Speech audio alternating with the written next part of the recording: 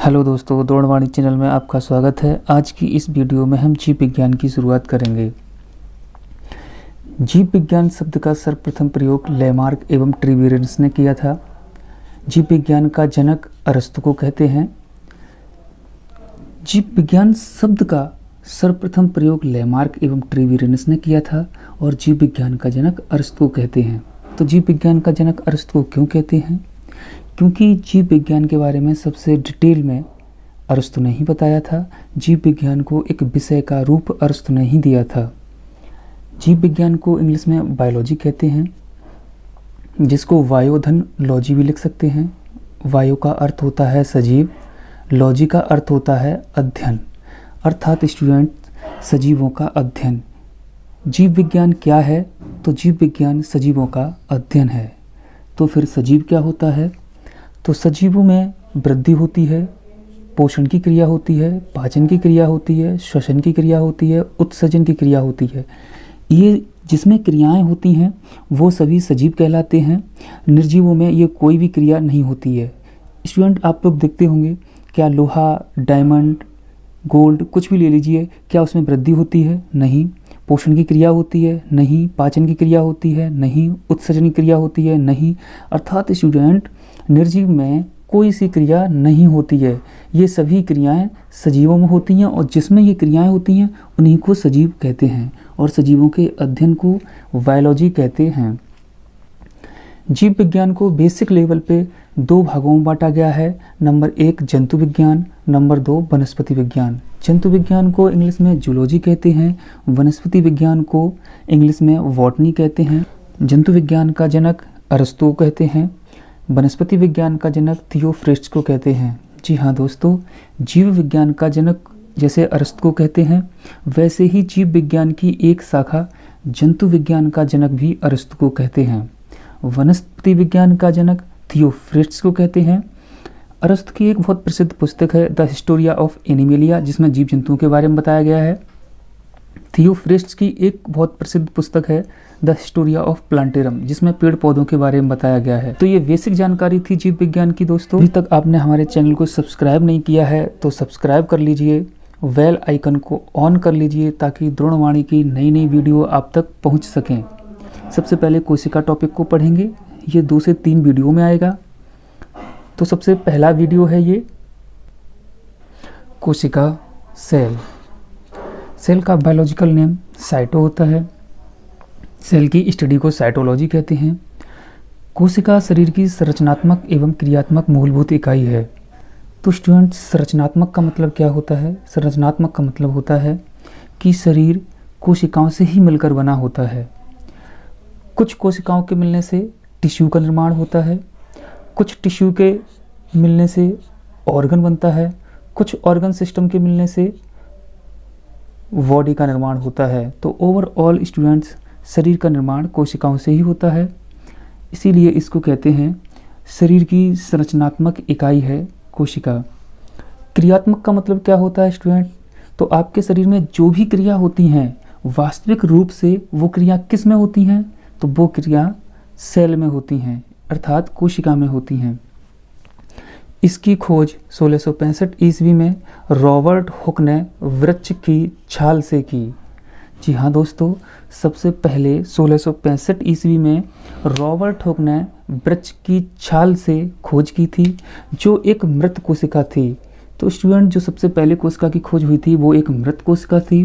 1665 में Robert Hooke ने की थी और वृक्ष की छाल से की। जीवित कोशिका की खोज 1674 ईस्वी में ल्यूविन हॉक ने की थी। और किससे की थी? तो पादपों में बात करें तो पादपों में प्याज से, तथा जंतुओं में बात करें तो जंतुओं में दांत से जीवित कोशिका की खोज की थी। कोशिका सिद्धांत स्लाइडन एवं स्वान ने दिया था। तो कोशिका सिद्धांत होता क्या है स्टूडेंट्स? तो कोशिका सिद्धांत होता है सभी जीव कोशिका से मिलकर बने होते हैं। तो सभी जीव कोशिका के मिलकर बने होते हैं, यही कोशिका सिद्धांत होता है और ये स्लाइडन एवं स्वान ने दिया था। मानव शरीर में 37.2 ट्रिलियन कोशिका होती हैं। तो ट्रिलियन क्या होता है स्टूडेंट? अगर आप नहीं जानते हैं तो थोड़ा यहाँ समझ लीजिए। MBT, M मतलब मिलियन, V मतलब बिलियन, T मतलब trillion. 10 to the power 6, 10 to the power 9, 10 to the power 12। इसको याद करने के लिए माँ, बाप, teacher, 10 to the power 6, 10 to the power 9, 10 to the power 12, 3 घात का डिफरेंस होता है। इस तरीके से स्टूडेंट आप याद रख सकते हैं। सबसे बड़ी कोशिका शुतुरमुर्ग के अंडे की होती है। सबसे छोटी कोशिका जीवाणुओं के माइकोप्लाज्मा गैलीस्पेक्ट्रम की होती है। जीवाणु भी बहुत प्रकार के होते हैं स्टूडेंट। उन जीवाणुओं में माइकोप्लाज्मा गैलीस्पेक्ट्रम नाम का एक जीवाणु होता है, उसकी सबसे छोटी कोशिका होती है। और सबसे लंबी कोशिका मानव के तंत्रिका तंत्र की होती है, जो मस्तिष्क में होती है। अगर मानव शरीर की बात करें तो मानव शरीर की सबसे बड़ी कोशिका महिलाओं के अंडाणु की होती है। जी हाँ दोस्तों, सबसे बड़ी कोशिका शुतुरमुर्ग के अंडे की होती है। और अगर मानव शरीर की बात करें तो मानव शरीर में महिलाओं के अंडाणु की होती है। पुरुषों में बात करें तो पुरुषों में तंत्रिका तंत्र की होती है। मानव शरीर की सबसे छोटी कोशिका पुरुष के शुक्राणुओं की होती है, जिसे स्पर्म कहते हैं। अगर महिलाओं की बात करें तो महिलाओं में आरबीसी की सबसे छोटी कोशिका होती है। कोशिका के प्रकार, कोशिका 2 प्रकार की होती है, एक प्रोकैरियोटिक कोशिका, नंबर 2 यूकैरियोटिक कोशिका। प्रोकैरियोटिक कोशिका के अंदर केंद्रक नहीं होता है। ये किस किस में होती है? तो ये जीवाणुओं में होती है, नील हरित शैवाल में होती है, अर्थात मोनेरा वर्ग में होती है। यूकैरियोटिक कोशिका में केंद्रक होता है, उस कोशिका को पूर्ण विकसित कोशिका कहते हैं। और ये प्रोटिस्टा वर्ग में होती है, जंतु वर्ग में होती है, कवक वर्ग में होती है, पादप वर्ग में होती है। जंतु वर्ग की गोलाकार कोशिका होती है, पादप वर्ग की वर्गाकार कोशिका होती है। कोशिका संरचना, सेल स्ट्रक्चर, इसका मतलब स्टूडेंट होता है कि कोशिका किस किस कर मिलकर बनी होती है। तो सबसे पहला आता है कोशिका भित्ति, जिसे सेल वॉल कहते हैं। यह सिर्फ पादप कोशिका में पाई जाती है। पादप कोशिका में बाहरी आवरण होती है। यह सेलुलोज शर्करा की बनी होती है। यह ठोस और मजबूत होती है। स्टूडेंट ध्यान रखना, यह ठोस और मजबूत होती है, इसलिए पेड़ कठोर होते हैं। ये पादप कोशिका को सुरक्षा प्रदान करती है। जी हाँ दोस्तों, कोशिका भित्ति पादपों को सुरक्षा प्रदान करती है।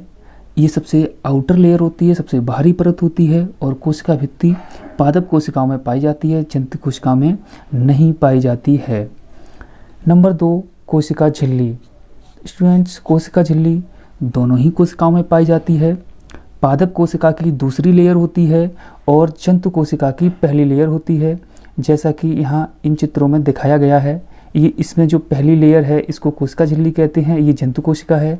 पादप कोशिका में जो बाहरी लेयर है उसको कोशिका भित्ति कहते हैं, और कोशिका भित्ति के अंदर ये छोटी सी लेयर है, इसको कोशिका झिल्ली कहते हैं।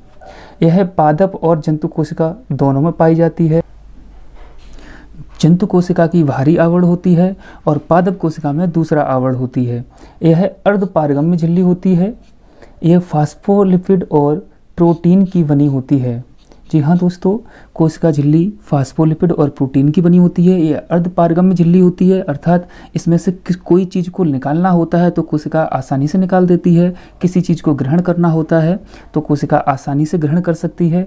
इसी को अर्धपारगम्य झिल्ली कहते हैं। इसके बाद जीव द्रव्य, जिसको साइटोप्लाज्म कहते हैं, जिसकी खोज डुजारिन ने की, नामकरण पुरकिंजी ने किया। तो जीव द्रव्य क्या होता है स्टूडेंट? कोशिका झिल्ली के अंदर आप लोग ये देख रहे होंगे लिक्विड टाइप का, इसी को जीव द्रव्य कहते हैं। ये गाढ़ा तरल पदार्थ होता है। कोशिका झिल्ली के अंदर वाले जीव द्रव्य को कोशिका द्रव्य कहते हैं और केंद्रक वाले जीव द्रव्य को केंद्रक द्रव्य कहते हैं। जी हाँ दोस्तों, आप देख रहे होंगे कोशिका झिल्ली के अंदर ये लिक्विड है जो ये वाला, इसको कोशिका द्रव्य कहते हैं।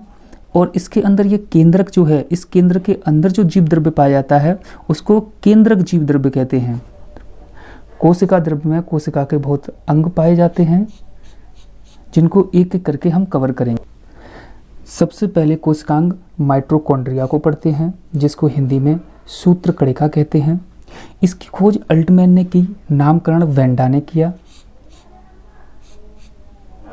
इसमें डीएनए भी पाया जाता है। जी हाँ दोस्तों, डीएनए मुख्य रूप से केंद्रक में पाया जाता है और केंद्रक के बाहर अगर कहीं पाया जाता है तो वो माइटोकॉन्ड्रिया में पाया जाता है। ये दूसरा सबसे बड़ा भाग होता है। तो स्टूडेंट्स पहला सबसे बड़ा भाग कोशिका का कौन सा होता है? तो पहला बड़ा भाग केंद्रक होता है और दूसरा सबसे बड़ा भाग माइटोकॉन्ड्रिया का होता है।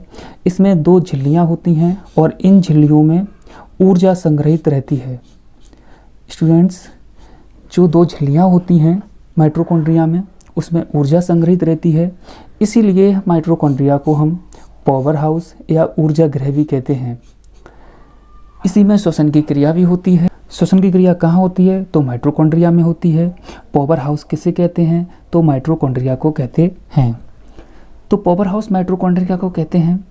तो ये पावर कहाँ से आती है? तो जैसा कि स्टूडेंट हम खाना खाते हैं वहाँ से ग्लूकोज प्राप्त होता है और वायु लेते हैं उसमें हमें ऑक्सीजन प्राप्त होती है। ग्लूकोज ऑक्सीजन से क्रिया करके CO2 का निर्माण करता है, H2O का निर्माण करता है और ऊर्जा का निर्माण करता है। तो जिस ऊर्जा का निर्माण करता है वो ऊर्जा ATP की फॉर्म में प्राप्त होती है। ATP का मतलब होता है एडिनोसाइन ट्राइफॉस्फेट। स्टूडेंट्स, ये एक इकाई होती है ATP, जिसे एडिनोसाइन ट्राइफॉस्फेट कहते हैं। एक ATP में 7.3 किलो कैलोरी ऊर्जा होती है। इसके बाद राइबोसोम आता है। राइबोसोम को पढ़ते हैं। इसकी खोज पैलेड ने की थी। कोशिका का सबसे छोटा भाग होता है। जी हाँ दोस्तों, राइबोसोम कोशिका का सबसे छोटा भाग होता है। जैसे सबसे बड़ा भाग केंद्रक होता है, दूसरा सबसे बड़ा भाग माइटोकॉन्ड्रिया होता है, वैसे ही सबसे छोटा भाग राइबोसोम होता है।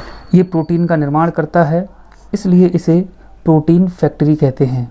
जब बहुत क्वेश्चन पूछा जाता है स्टूडेंट्स कि प्रोटीन फैक्ट्री किसे कहते हैं, तो राइबोसोम को कहते हैं। क्यों कहते हैं? क्योंकि ये प्रोटीन का निर्माण करता है। प्रोकैरियोटिक कोशिका में 70S प्रकार के राइबोसोम होता है। तो प्रोकैरियोटिक कोशिका में 70S प्रकार का राइबोसोम होता है और यूकैरियोटिक कोशिकाओं में 80S प्रकार का राइबोसोम होता है। जैसा कि स्टूडेंट हम आपको बताए थे, कोशिका 2 प्रकार की होती हैं, एक प्रोकैरियोटिक कोशिका और नंबर 2 यूकैरियोटिक कोशिका। तो प्रोकैरियोटिक कोशिका में 70S प्रकार का राइबोसोम पाया जाता है और यूकैरियोटिक कोशिकाओं में 80S प्रकार का राइबोसोम पाया जाता है।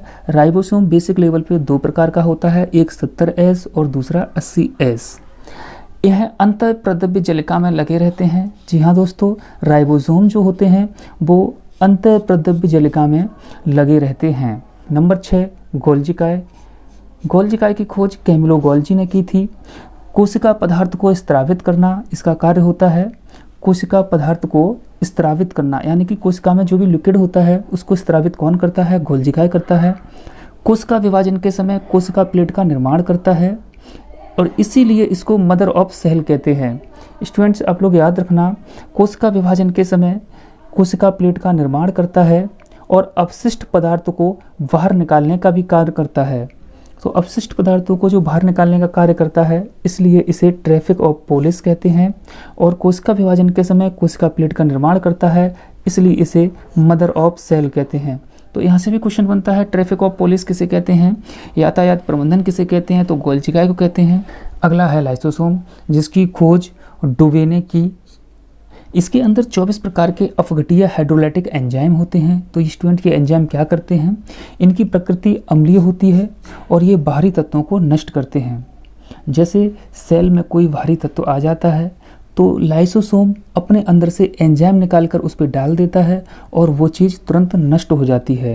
अर्थात ये कोशिका की सुरक्षा भी करती है, बाहरी तत्वों को नष्ट करते हैं। इसे आत्मघाती थैली भी कहते हैं। ये बाहरी तत्व को नष्ट करना इसका कार्य होता है। अगर बाहर से कोई ज़्यादा पदार्थ आ जाता है तो लाइसोसोम खुद फट जाता है और उस बाहर से आए हुए तत्व को पूरी तरीके से नष्ट कर देता है। ये कोशिका के अंतःपाचन में सहायक होता है। यह जंतु कोशिकाओं में पाया जाता है। जी हाँ दोस्तों, यह सिर्फ और सिर्फ जंतु कोशिकाओं में पाया जाता है, पादप कोशिकाओं में नहीं पाया जाता है। तो लाइसोसोम को आत्महत्या की थैली कहते हैं, गोल्जिकाए को ट्रैफिक ऑफ पुलिस अर्थात यातायात प्रबंधन कहते हैं और मदर ऑफ सेल भी कहते हैं। राइबोसोम को प्रोटीन फैक्ट्री कहते हैं। राइबोसोम 2 प्रकार का होता है, 70S एक 80S। 70S प्रकार का प्रोकैरियोटिक कोशिकाओं में होता है, 80S प्रकार का यूकैरियोटिक कोशिकाओं में होता है। माइटोकॉन्ड्रिया को सूत्रकणिका भी कहते हैं और इसका कार्य होता है श्वसन की क्रिया करना और माइटोकॉन्ड्रिया में ही ऊर्जा का संग्रहण होता है, इसलिए इसे पावर हाउस कहते हैं। जो हम खाना खाते हैं उससे ग्लूकोज मिलता है और जो वायु लेते हैं उससे ऑक्सीजन मिलता है। ग्लूकोज ऑक्सीजन से क्रिया करके CO2 H2O का निर्माण करता है और ऊर्जा का निर्माण करता है। ऊर्जा का निर्माण ATP की फॉर्म में करता है, एडिनोसाइन ट्राइफॉस्फेट जिसे कहते हैं। जैसा कि स्टूडेंट आपको कोशिका झिल्ली के अंदर ये छोटे छोटे पार्ट दिख रहे होंगे, ये कोशिका के कोशिकांग होते हैं। इनमें से कुछ माइटोकॉन्ड्रिया हैं, कुछ राइबोसोम हैं, कुछ गोल्जिकाएं हैं, कुछ लाइसोसोम हैं। इसी प्रकार से और भी हैं, वो हम आपको अगली वीडियो में बताएंगे। तो अभी तक स्टूडेंट आपने हमारे चैनल को सब्सक्राइब नहीं किया है तो सब्सक्राइब कर लीजिए, बेल आइकन को ऑन कर लीजिए ताकि द्रोणवाणी की नई नई वीडियो आप तक पहुंच सकें।